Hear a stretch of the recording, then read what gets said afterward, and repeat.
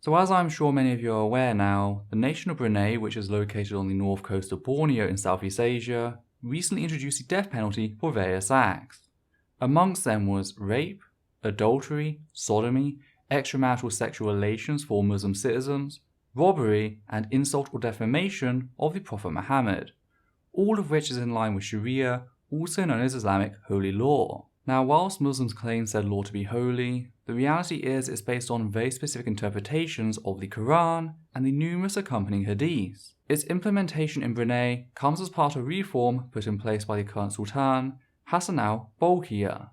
Understandably, such atrocity has enraged people from many nations around the globe, yet as we're about to see, Bolkiah is not without his defenders. I've been getting a lot of requests to speak on the situation with Brunei, a country that wants to implement the Sharia, Islamic law, and as a result, they're getting so much backlash from the West. So I wanted to talk about that for a little bit. Now, number one, I think that America, for example, they have to get off their high horse in regards to looking down and scoffing at other people's judicial systems. Because America, for example, its bread and butter is freedom. Right? It's all about freedom. That's why they're even upset with Brunei in the first place. You're not giving people the freedom to commit adultery and be a homosexual and so on and so forth. So America, it's all about freedom, yet they have the highest rate of incarceration in the world. Think about that. Let that sink in for a second. The country that is most pro-freedom has the highest rate of incarceration. Something's wrong here. America, who when they waged a war on drugs, the situation has just gotten progressively worse. Look at the drug problem in America. First off, it's not just getting backlash from the West. I live in northern India and only have 2 Western friends, both of whom I met through their partners and don't see that often. And yet even here there is noticeable anger at what Bolkiah has done to the nation of Brunei and its citizens. The LGBT+ community here is still in celebration following the repeal of Section 377, so to see another nation backslide into enacting the death penalty for such things is harrowing. Secondly, the West is not solely comprised of the United States, thank fuck, and many people from the US see its approach to drugs and its incarceration industry to be a problem. This does away with most of your counter-arguments in this video. You're presupposing that the people critiquing Bolkiah's atrocity hold the US to be this pinnacle of freedom and liberty, when they don't. Well, first of all, I'm British if you couldn't tell. Secondly, many of my LGBT+ peers in America are currently fighting the American government to gain their rights and protections. But just because they're fixing that problem, doesn't then mean they can't stand shoulder to shoulder with the LGBT+ folk of Brunei, and that includes the many LGBT+ Muslims who live there. This of course boils down to a sorry attempt at a tu quoque, a you-too fallacy. America's actions are irrelevant when assessing the immoral nature of what Bolkiah has done. For one, not everyone taking issue with said laws are American. Secondly, America is not some homogenous group, just like Brunei.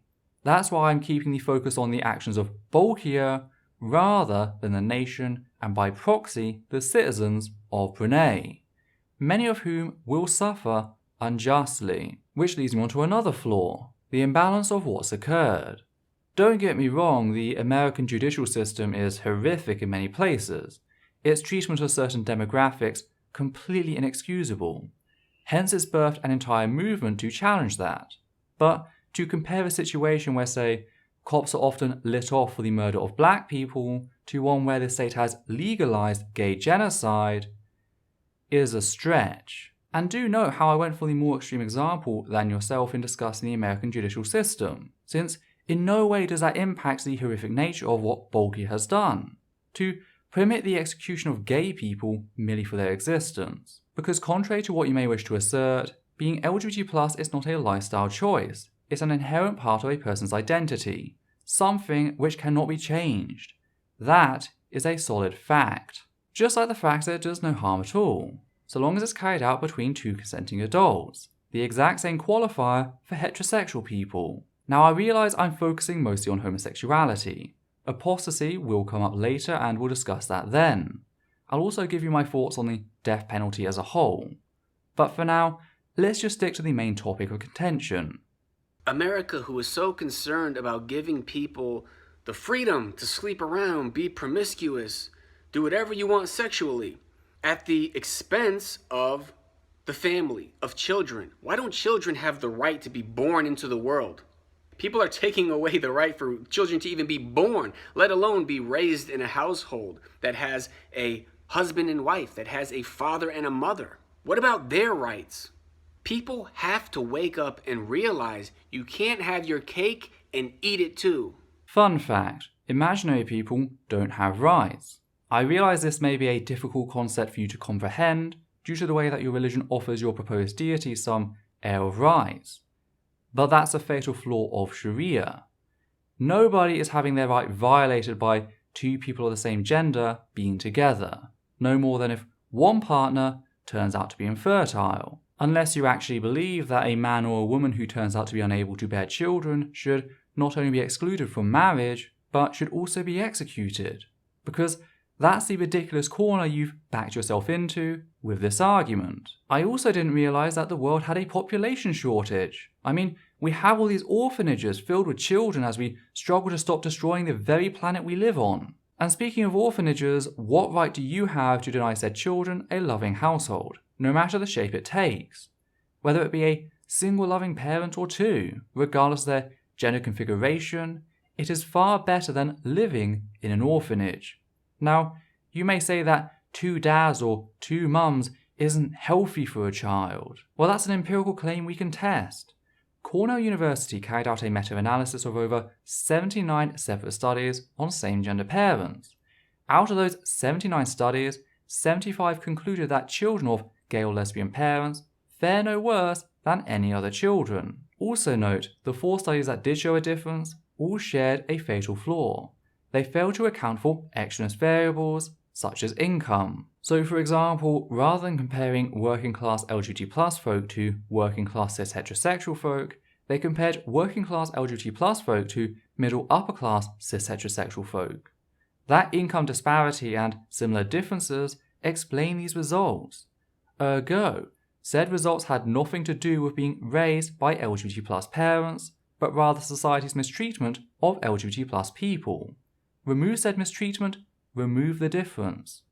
Now specifically, let's talk about the Sharia. Let's talk about Islamic law when it comes to stoning adulterers, for example. There are essentially 3 ways that somebody can be charged with committing adultery.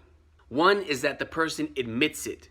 Why would they admit it? Because certain people believe in God and they would rather have their punishment in this life than in the hereafter. So some people who commit adultery, they'll come forth and they'll say, I'm guilty, I did such and I want the punishment. The second way is for somebody to actually have 4 witnesses see them commit the act. And many Islamic scholars say that this has never happened throughout the history of Islam. And the third way, which there is a difference of opinion regarding, is if the woman gets pregnant, because that can be a clear sign that she committed adultery or fornication. But spoiler alert, that doesn't apply to homosexuality because homosexuals can't get each other pregnant. Actually, they can due to the existence of trans folk. Some trans folk are gay, many are bisexual. What this means is that one can be in a same-gender relationship and still get pregnant. It's not only possible, this has happened. And since trans people, as with gay and bisexual people, exist in Muslim societies, you're wrong once again. Also, what constitutes as witness is open to a great deal of interpretation. It doesn't simply mean they saw you in the act. Witnessing can simply be observing an individual leaving another's house whilst suspecting them of adultery or homosexuality. So there's that. There's also the fact that eyewitness testimony is notoriously unreliable. That's why forensic evidence should always be prioritized over eyewitness testimony. There's also a lot of corruption in the Islamic judicial system. Due to the supposedly divine nature of its judges, Qadis and Muftis are often seen as above questioning by normal folk. This religious hierarchy, much like that seen in the Catholic Church, creates a large power imbalance that proliferates abuse of said power. Whilst the many judicial systems in the West are by no means perfect, at least by having elected and openly mundane representatives, we hold some degree of accountability. Yes, our systems can be corrupted, but there's no divine element to be used to stifle criticism when such problems emerge. There is in Sharia, however, and that's dangerous. You also ignore the history of mob violence in Islamic states. Many cases never make it to court. Instead, devout Muslims lash out in violence. Acid attacks on women, beheadings of apostates, hangings of gay people. All of these are well documented and absolutely nothing is done about the culprits. But none of that fucking matters. There's absolutely no justification for outlawing homosexuality and apostasy. And I say apostasy since the very existence of ex-Muslims is often seen as an insult on the Prophet, not anything they actually say. I'd also like to go on record stating that there are genuine reasons for adultery. In an abusive relationship, the victim having an affair can be a very eye-opening moment as to how toxic their marriage has become. It can show them that a relationship doesn't always have to be that way, and that can be the first step to escaping, realizing that there is a problem. But even in other cases, while someone is hurt, it's certainly not justification for the death penalty. Nothing merits the death penalty, period. And I say this as someone who was raped as a child. There is no justice after death. The only justice we have is the justice we make for ourselves whilst we still live. Now, I know a lot of you, when you hear about these laws, the only frame of reference you have is to the judicial system in your own country. And it's no secret that in America, unfortunately, there's a lot of corruption. There's a lot of corruption in the judicial system, and there is a lot of corruption amongst the police officers, unfortunately. A lot of people are very afraid of the police in America. Many of us, especially depending on where you live, you have been harassed by the police. You've been out minding your own business, not breaking any laws, but they will pull you over, they will approach you, they will ask you questions, they will be all up in your business. So of course, when you think about these sorts of laws being implemented in a Muslim country, you're going to bring all that baggage with it. You might think that cops are going around, are you a homosexual? Are you committing adultery? And that they just grab you and drag you out in the streets and they stone you or something like that. That's not how it works. The point of these laws is to deter people from committing these acts. I've lived in a Muslim country for almost 10 years now. I've never been less afraid of the police. I've never been bothered by the police. The point of these strict laws is to deter people from committing these acts. And if they do commit them, you better not commit them in public. Well, that's just your cishet white Muslim privilege speaking. The oppressors very rarely fear the power structures in place to protect their interests. So of course you're not going to be afraid.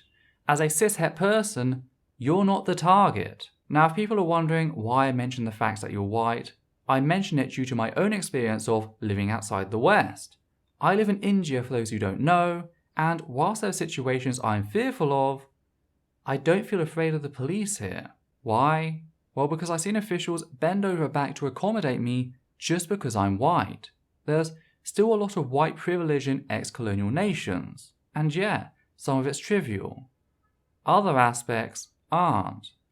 As noted, we're likely to be given the benefit of the doubt by officers, just for being white. And this happens whether or not I want it to. It'd be very easy for me to say, I reject my privilege in these social situations, but that'd do nothing to change them. And it goes even further with you being a white Muslim. Now, I'm sure that you're told that you're equal to your non-white brothers, but the truth is, you're more valuable to the Darwin movement. Religion preys fundamentally on certain forms of ignorance. The problem here is ideologies such as white supremacy do the same. So, a sizable portion of potential converts are already predispositioned to hate Muslims. Now, if Muslims of colour, they've got two strikes against them, both their religion and their ethnicity/perceived race. You, meanwhile, just have the one. You are a near-perfect diplomat for the Dawa movement. The only way it could be better is if you are a woman. But don't worry, they pay actors to play that role. It's a form of tokenism. A white convert to Islam goes a lot further than a convert of colour. And because of that, you will be offered a sense of informal diplomatic immunity. You're one of the golden boys. You can do other things Muslims will be punished for doing and get away with it. The thing here is, not all LGBT+ Muslims are white. Many of them are people of colour who lack your special privilege.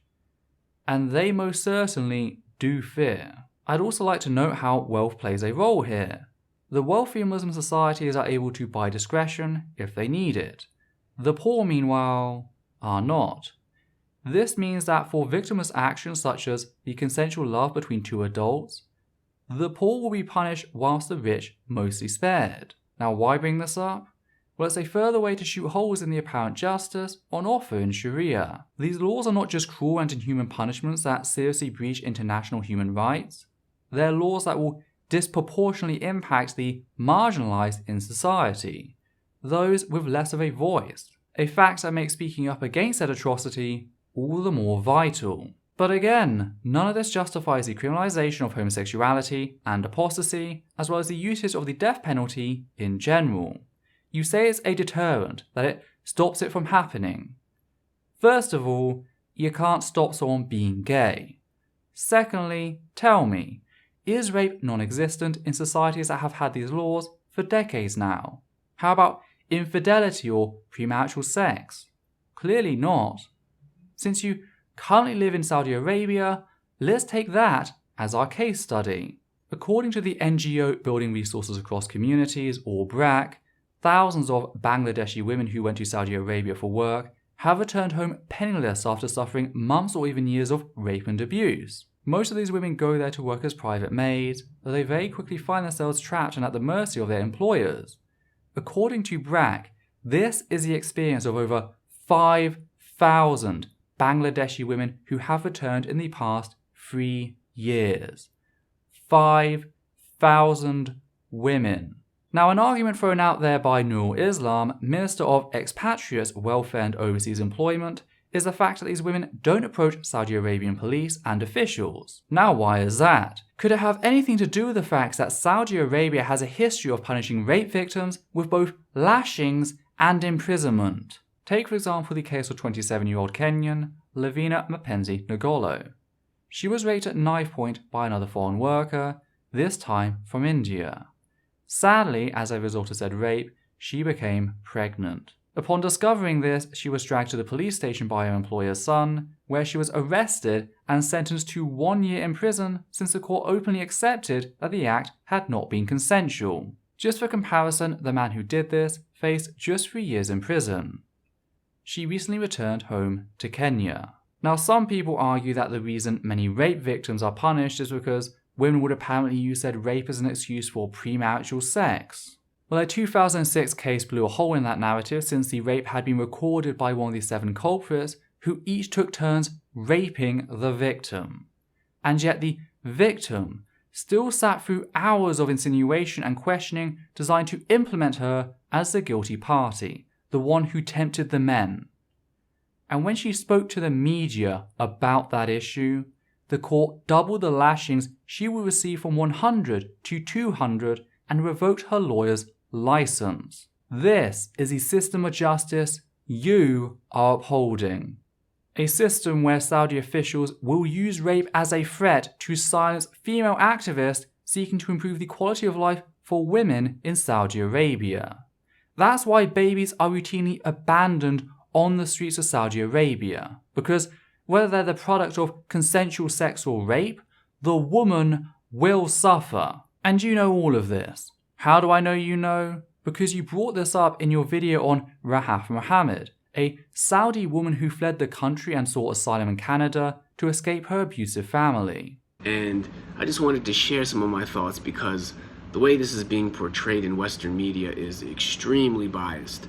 The media is very heavily reliant on the fact that most people in the West, they've never been to Saudi Arabia, they're never going to go to Saudi Arabia. So all that they know about the country is what the media feeds them. So the media is definitely taking advantage of this to feed the people a certain agenda. Now, the first thing I want to mention is I've had the opportunity to live in Saudi Arabia for the past 8 years on a student visa.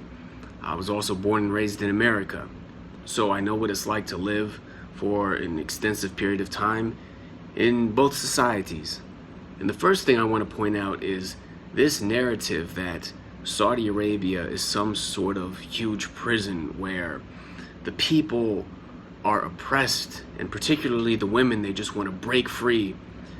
This is truly absurd. Except as we've seen from various sources, including Asian NGOs, it's not absurd. It's the truth for many. The same goes for apostates in Islam, for example. A lot of people always bring that up. What happens to apostates in Islam? Well, the point is that in Muslim countries, there are many people who don't believe in Islam, but they have to keep it to themselves. Don't bring all that stuff out into the public. Once you bring all these things out in public, you are going to destroy this society. So they have strict laws so that people don't commit these acts, or they at least do it secretively and privately. Now, you might not agree with that, and we can agree to disagree, but you guys at least need to have a realistic perspective of the reality of these laws and these societies. No, we can't just agree to disagree on that. Your stance on these things stands in direct violation of international human rights. If your position can't handle being criticised on that basis, then any and all societies infected with it deserve to be reborn as something else, something better. Don't get me wrong, even though I'm not American, I don't consider the UK to be some sort of utopia, like you seem to believe Saudi Arabia is. But it's a hell of a lot better than what you have to offer.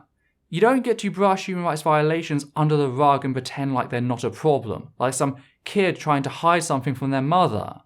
Your political perspective is barbaric, it's vile, and it needs to die, and it will.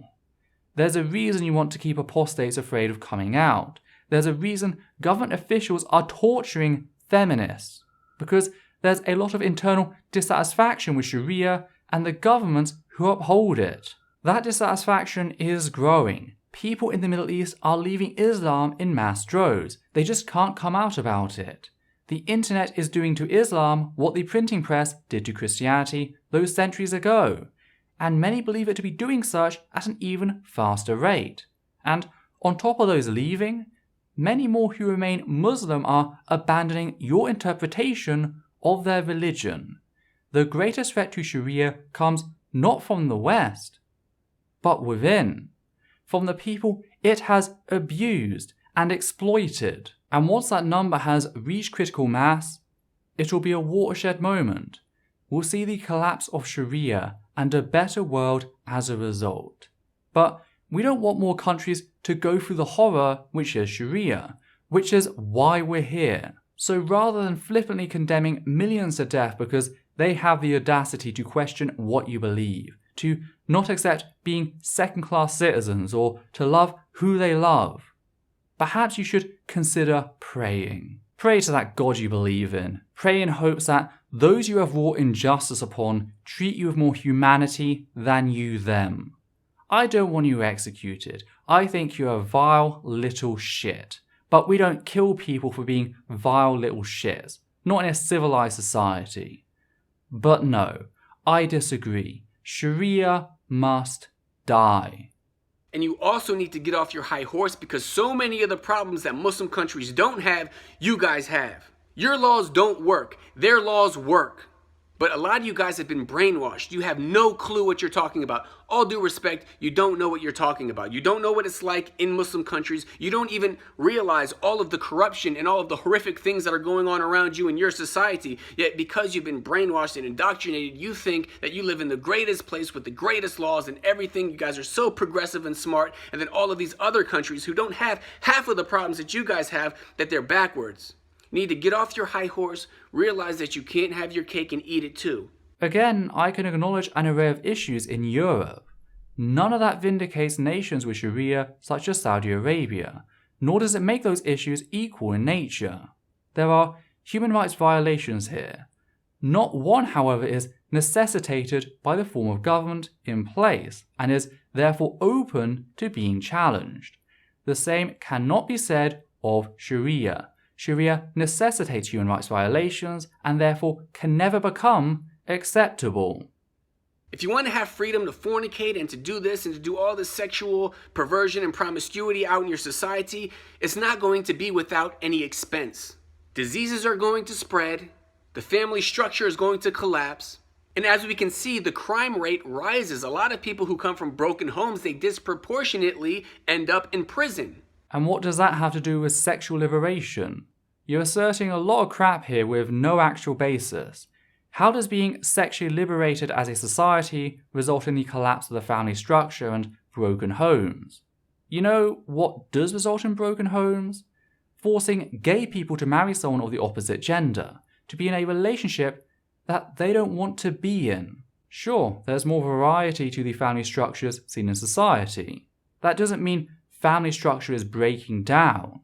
If you're offered more choice in the sort of family you can have, that's not the destruction of the family, and as already noted, Cornell University showed us that same-gender parents raise children that are as happy and healthy as opposite-gender parents. So that's direct evidence that contradicts what you say, on a consensus level.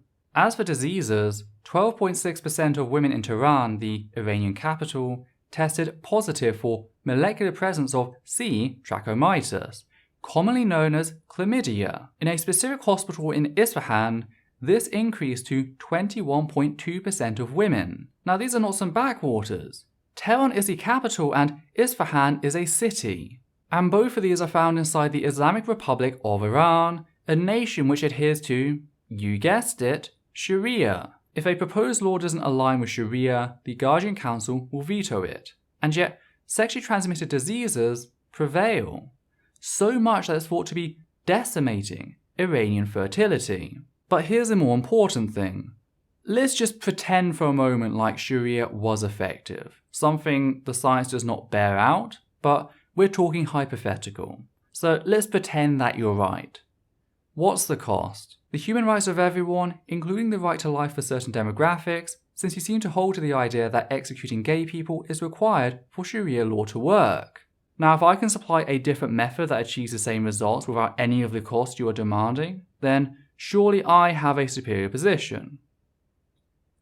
This is a condom, specifically an anal condom, though it can be used for all situations.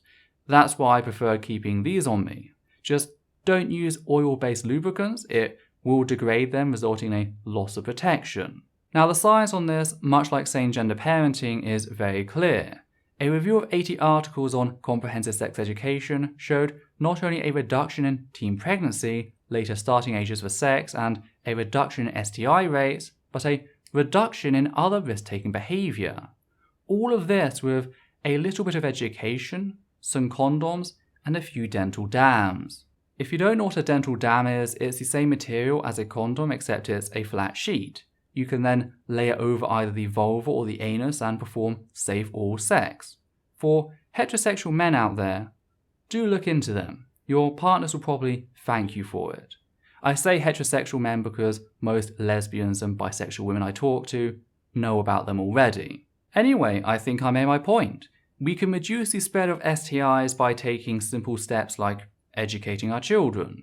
We don't have to strip away human rights. Demonstrating once more how terrible Sharia is. Surely God would know that rubber is an effective means of protection, meaning that if they wanted it to be so and didn't tell us, well, then they're just a little shit.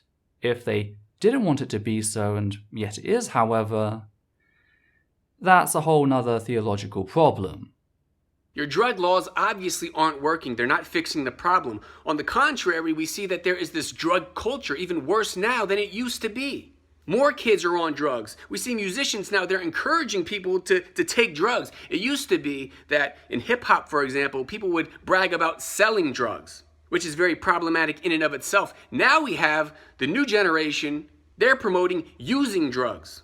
Muslim countries that implement the Sharia, they don't have drug problems like this. Fucking bullshit. There are 3 global hotspots for illegal opioids. Central and South America, the Golden Triangle in East Asia, and a little something known as the Golden Crescent. Now, the Golden Crescent cuts through 3 different countries. Do you want to hazard a guess as to the names of those countries? The Islamic Republic of Afghanistan, the Islamic Republic of Iran, and the Islamic Republic of Pakistan. And we're not talking about medical-grade opioids, i.e. morphine. According to Interpol, up to 90% of the world's non-medical grade opioids are produced in Afghanistan alone. Not forgetting that Pakistan and Afghanistan are the number 2 supplier of cannabis residue.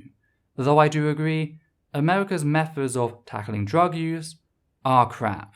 deregulation of drugs such as cannabis is necessary, and those laws should be enacted retroactively, by which I don't simply mean setting free pot smokers and dealers, I mean actually paying reparations for the injustice they suffered. Because that's one of the good things about prison sentencing. We can't give back time, that's true, but we can try to make amends when we realise we fucked up. You can't do that with a corpse. People need to snap out of it and realize you can't have your cake and eat it too. When you see Islamic countries having strict laws regarding certain things, it's to deter it. It's so that it doesn't exist in their society. And when these things don't exist in a society, the rest of the society flourishes. And let me make one thing clear. I am an American, born and raised in America. I want America to thrive and be a nice, safe place where people can live and enjoy their lives. But I see the opposite happening. I see drug problems getting worse, the family structure crumbling. So when I see other societies who have laws that fix all these problems, and then you have all these people in America condemning them, it's very scary. When are people going to wake up? When are people going to stop being misled and indoctrinated by the media? You don't have to agree with everything, but a lot of you guys haven't the slightest clue about the reality of these laws, about Islam, about the Sharia. You haven't the slightest clue. There's no depth to your thinking. You have no critical thinking skills. You say you're the freest country, but you have the most people incarcerated. You sit there and act like you're so much better than countries who don't have the problems you have. They don't have the drug problems, the broken homes, the STDs and promiscuity and the immorality widespread. They don't have that. And you sit there on your high horse and scoff at them and act like you're so much better than them. You need to wake up, open your mind, educate yourself. You need to take your own damn advice. How many times do you have to spout shit before I prove you wrong for it to sink in? You're not as smart as you think you are. You talk about propaganda, about indoctrination. Yet, here I am, able to accept the facts that there are flaws in various Western judicial systems. You can't do the same with Sharia. Why? Because you think it's divine. Therefore, to admit flaw on part of Sharia is to admit weakness on part of Allah. But your refusal to do such does not change the facts. Sharia is inherently fucked, since it cannot exist without extensive human rights violations.